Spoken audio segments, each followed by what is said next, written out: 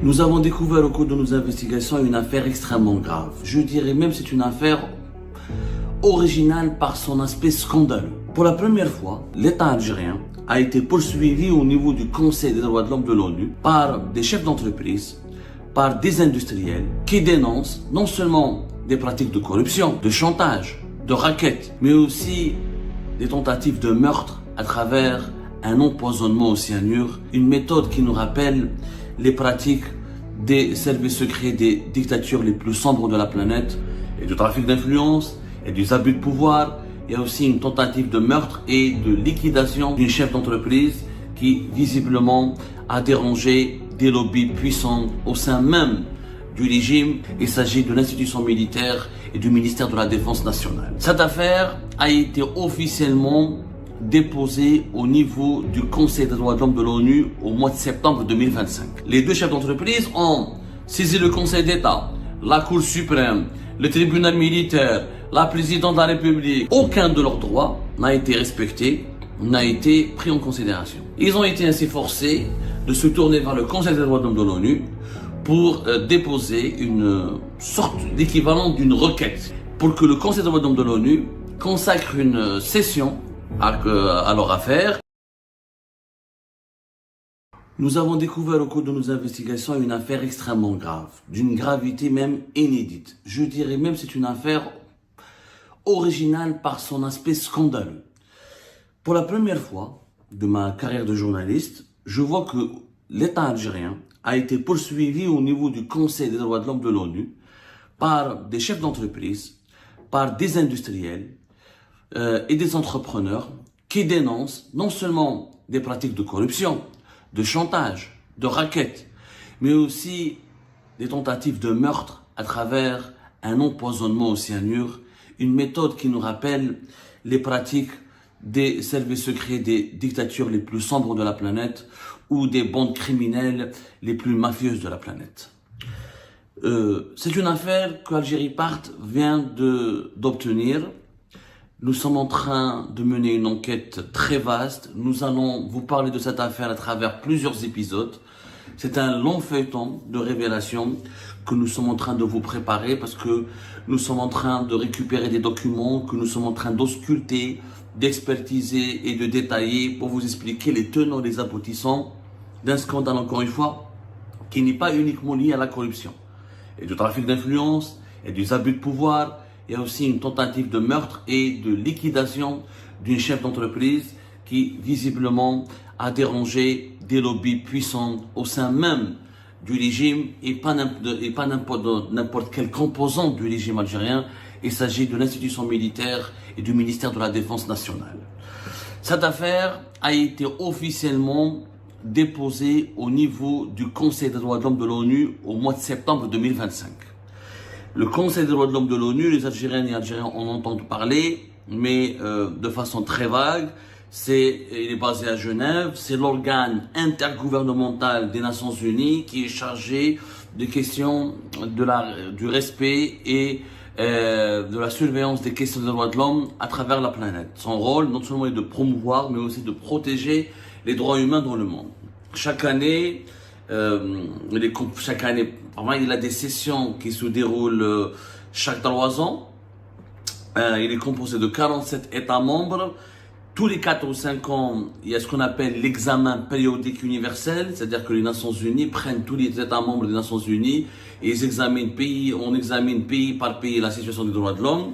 Mais il y a aussi des sessions régulières qui sont chaque 3 ans ou des sessions extraordinaires. Lors de ces sessions, les rapporteurs spéciaux au niveau de l'ONU et des experts qu'on appelle les rapporteurs spéciaux. Il y a un rapporteur spécial chargé de la question de la torture, un rapporteur spécial chargé de la question de la liberté d'expression, un rapporteur spécial chargé de la question de la détention arbitraire. Ils soumettent des rapports sur des problèmes qui se déroulent dans des pays qui sont membres des Nations Unies et le Conseil des droits de l'homme de l'ONU convoque ou auditionne les représentants de ce pays auprès des Nations Unies à Genève, et l'État qui est incriminé, qui est dénoncé pour des violations ou des atteintes aux droits de l'homme doit s'expliquer, doit fournir des justifications. Alors je m'explique, le Conseil des droits de l'homme de l'ONU n'est pas un tribunal, il n'a pas de valeur, ses avis n'ont pas de valeur juridique, il ne rend pas des verdicts, mais il fait des sortes de résolutions dans lesquelles il exerce des pressions et il dénonce les atteintes aux droits de l'homme et les violations des droits humains, et il exerce des pressions, il demande aux États membres des Nations Unies de corriger rapidement ces dérives et dérapages, de réhabiliter les victimes et de leur restituer leurs droits. C'est un outil de pression. C'est pas un tribunal comme la Cour pénale internationale par exemple, mais c'est un outil de pression qui permet de dénoncer, d'afficher, d'épingler les États qui persécutent leurs citoyens ou leurs ressortissants, qui les violentent ou qui les violent ou qui bafouent leurs droits les plus élémentaires en matière de droits de l'homme. L'Algérie ou l'État algérien a l'habitude d'être traité au niveau d'être traité d'État totalitaire, dictatorial, d'être accusé, d'être critiqué ou d'être accusé plutôt de violation des droits humains. Sauf que cette fois-ci, depuis l'affaire qui remonte, cette affaire que nous avons pu obtenir, dont nous avons pu obtenir le dossier et qui a été inscrite, qui a été déposée en termes de communication au niveau du Conseil des droits de l'homme de l'ONU en septembre 2025, elle est particulière. Pourquoi ? D'habitude, les affaires dans lesquelles l'État algérien est incriminé au niveau du Conseil des droits de l'homme de l'ONU sont des affaires qui impliquent des activistes, des journalistes indépendants, comme votre serviteur, quand j'ai été emprisonné, torturé ou condamné à mort, des activistes du Hirak, des opposants politiques, des détenus politiques, des détenus d'opinion. C'est dans la majorité des cas jusque-là, c'était essentiellement cela, les affaires qui dénonçaient ou qui étaient portées à la connaissance du Conseil des droits de l'homme de l'ONU pour épingler l'État algérien. Or, cette fois-ci, nous avons des chefs d'entreprise. Des chefs d'entreprise qui ont décidé de saisir le Comité des droits de l'homme au niveau du Conseil des droits de l'homme de l'ONU pour porter à sa connaissance un cas ou des pratiques qui ne sont pas inédites en soi, mais c'est des premières fois que moi je vois des chefs d'entreprise qui disent ouvertement et qui fournissent des preuves et qui fournissent tout un dossier qui, selon nos sources, pour le moment, selon ce que nous avons pu consulter, est détaillé et composé de plusieurs preuves, rapportant des pratiques non seulement de corruption, d'abus de confiance, de chantage, mais aussi une tentative d'assassinat à travers un empoisonnement. De quoi il s'agit ? Il s'agit d'un couple, deux industriels, qui dirigeaient le groupe privé, le groupe BMI. Le groupe BMI, c'est un groupe privé algérien qui était spécialisé au départ dans l'immobilier et dans ce qu'on appelle l'imprimerie bancaire. Ce groupe, qui date des débuts des années 90, était leader au départ dans un secteur très méconnu du grand public algérien, qui est la production et la fabrication des carnets de chèques, des cartes bancaires, de tout ce qui est monétique ou tout ce qui est document comme chèque que les banques algériennes ou les banques étrangères installées en Algérie utilisent pour leurs opérations commerciales européennes. Les bons de trésor aussi. Donc du papier et des cartes bancaires à la fois, la documentation bancaire nécessaire pour les opérations commerciales et les opérations financières. Le groupe PMI s'était aussi diversifié et était déjà aussi connu dans la promotion immobilière. Dans l'immobilier, il était dirigé par un couple, Monsieur Mehdi Bouslama, excusez-moi, Mehdi Bouslama, et son épouse Nawel Qara Bouslama. C'est un groupe respectable, d'après nos investigations. C'est pas un immense groupe, c'était pas Al-Abrab ou Al-Haddam, c'était un groupe très respectable qui employait en permanence une cinquantaine de personnes et qui par la suite a employé une centaine de personnes et qui faisait un chiffre d'affaires qui variait de 15 jusqu'à même 20 millions d'euros par an. Donc c'est quand même très respectable, très appréciable. Ce groupe en 2013, les deux chefs d'entreprise, donc Mehdi Bouslama et Nawel Qara Bouslama, étaient en charge de mettre en place un projet immobilier ambitieux au départ avec le ministère de l'Éducation nationale pour construire dans la wilaya de Boumerdès, plus exactement vers Boudouaou, une promotion immobilière de 1100 et quelques logements. À la surprise générale, le ministère de l'Éducation nationale, le projet devait se faire avec le syndicat national des travailleurs de l'éducation, c'est un syndicat national des travailleurs de l'éducation nationale, affilié à l'EGTA, l'Union Générale des Travailleurs Algériens. Ce projet a changé de vocation au cours de route, au cours de chemin, de façon spectaculaire et inédite. Le ministère de la Défense nationale oblige le ministère de l'Éducation nationale de se dessaisir, de se retirer du projet, pour que l'assiette foncière, qui était à peu près, selon nos investigations, d'une quinzaine d'hectares, et pour que ce projet immobilier soit consacré ou soit dédié aux travailleurs du ministère de la Défense nationale. Donc le groupe BMI, il a été surpris par la démarche, mais bon, on est en Algérie, le ministère de la Défense nationale a exprimé le besoin urgent de construire des logements, et le projet, on est passé de 1100 et quelques logements à 1400 et quelques logements, plus exactement 1432 logements, d'après nos vérifications. Donc, c'est le MDN qui est devenu l'interlocuteur de ce groupe privé BMI et qui lui a demandé de construire ces logements. Ben, vous savez, en Algérie, comme dans tous les pays du monde, les promoteurs privés, les groupes qui construisent des logements ne le font pas sur leurs fonds propres. Très peu, pratiquement, pour ne pas dire, sauf peut-être les géants mondiaux qui pèsent des centaines de milliards de dollars, le font, utilisent leurs fonds propres pour construire des logements. On passe généralement par des banques, par des crédits bancaires pour financer un projet immobilier. Ensuite, les appartements, les logements seront vendus à des clients et les clients vont payer. Le promoteur va payer la banque, il prend son bénéfice, sa plus-value.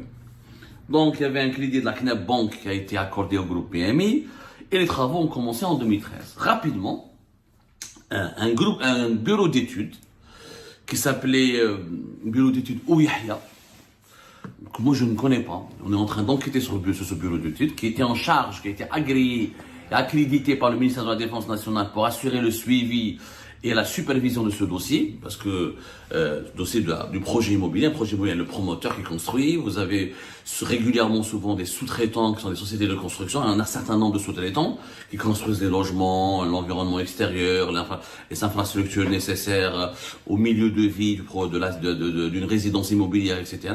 Et vous avez un bureau d'études qui est chargé de suivre, de superviser les travaux, d'évaluer leur évolution, la conformité avec certains normes de sécurité, de normes d'urbanisme. C'est un bureau d'études. Ce bureau d'études était dirigé à l'époque par une certaine Hayat Ould Ouyahia. Hayat Ould Ouyahia. Donc, c'est une personnalité intrigante sur laquelle nous sommes en train d'enquêter parce qu'elle a joué un rôle important dans ce dossier-là. Et je vais vous donner son nom exact, voilà, Ould Yahya plutôt, Ould Yahya Hayat. Cette Ould Yahya Hayat, elle chamboule, elle va provoquer un énorme chamboulement, puisque elle va demander aux deux chefs d'entreprise, Mehdi Bouslama et son épouse Nawel Qara Bouslama, elle va leur demander directement un pot de vin. Elle va leur dire, écoutez, apparemment, vous n'avez pas compris comment ça se passe. Vous faites semblant de ne pas comprendre. On vous exige de payer. À l'époque, c'était 20 milliards de centimes. 20 milliards de centimes. Le dinar était encore en forme. Il avait encore ses moustaches, on va dire. Il avait encore ses moustaches par rapport à l'euro et aux devises étrangères. C'était l'équivalent de 2 millions d'euros. Les deux chefs d'entreprise étaient naturellement choqués, offusqués. Au nom de quoi on leur demande 2 millions d'euros. Ensuite, cette dame revient à la charge et elle assume clairement sa position. Elle leur dit, écoutez, il ne s'agit pas d'une facture ou d'une prestation, c'est un pot de vin. Si vous voulez poursuivre le projet, si vous voulez continuer à faire ce projet avec le MDN, avec le ministère de la Défense nationale, vous devez payer ce pot de vin de 2 millions d'euros. Les deux chefs d'entreprise qui sont intègres et honnêtes, et qui voulaient faire leurs affaires dans la moralité, dans un cadre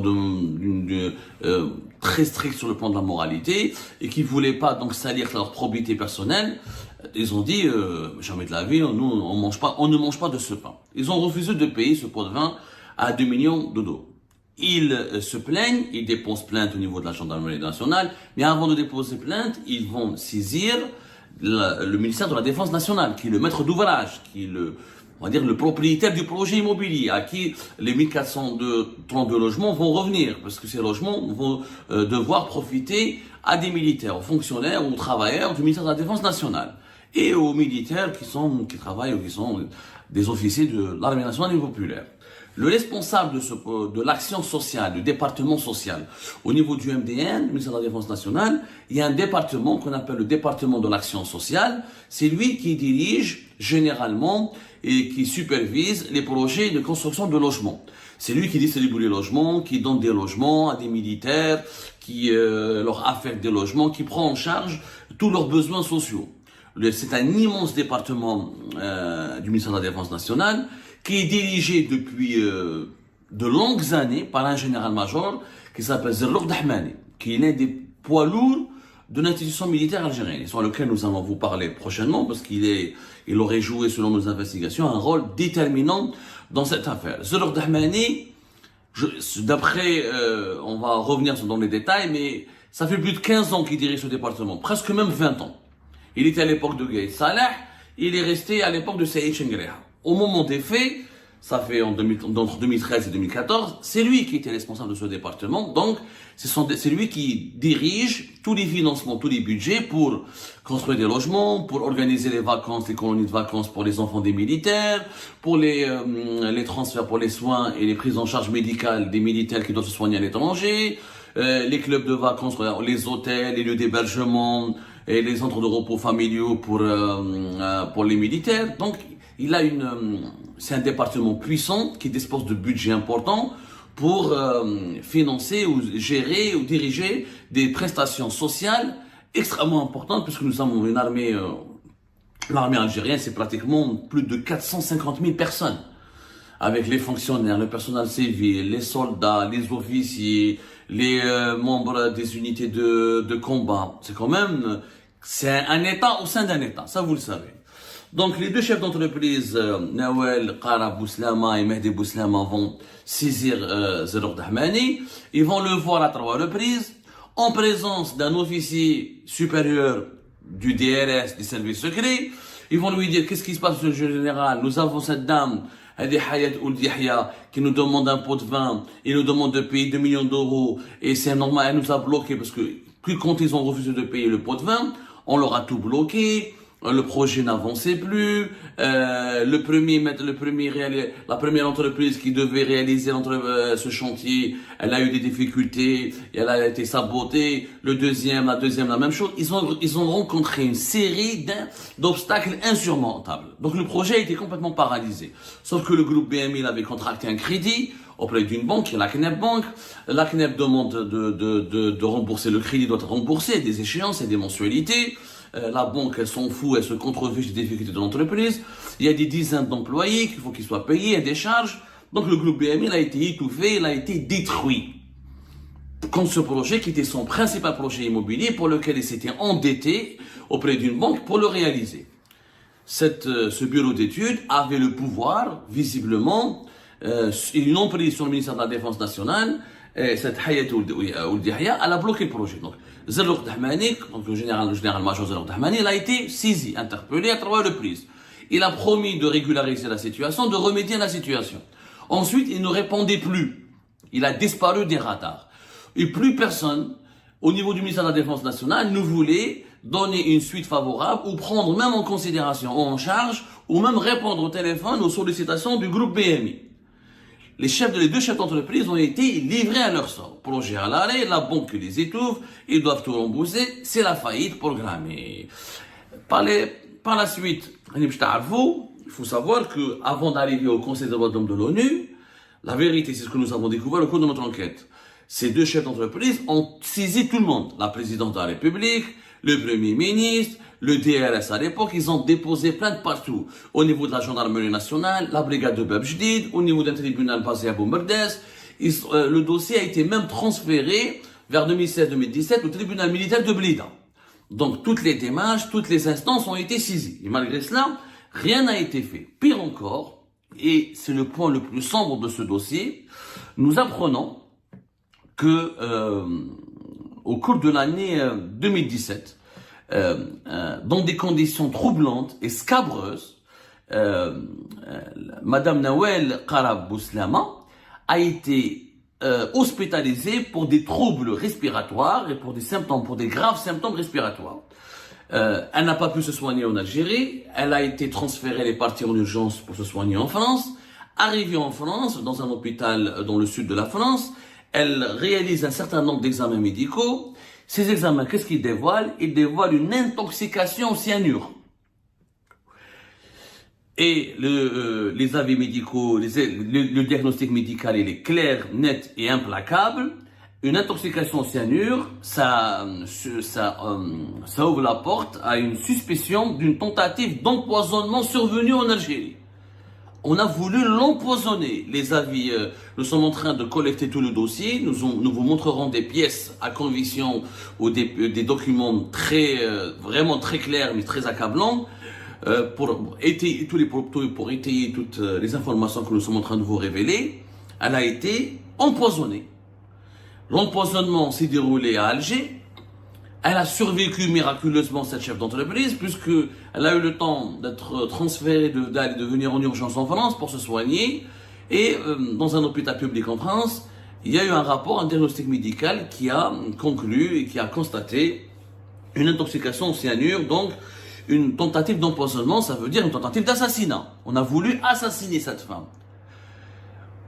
En attendant, en parallèle, c'est-à-dire, en plus de cette mésaventure cruelle, son mari Mehdi Bouslama, qui est aussi le patron du groupe BMI, dans une affaire judiciaire où il était uniquement témoin, en 2020, vers 2024, ou 2023 ou 2024, il est devenu suspect et coupable et condamné à de la prison ferme, alors qu'il était uniquement témoin dans une affaire d'escroquerie.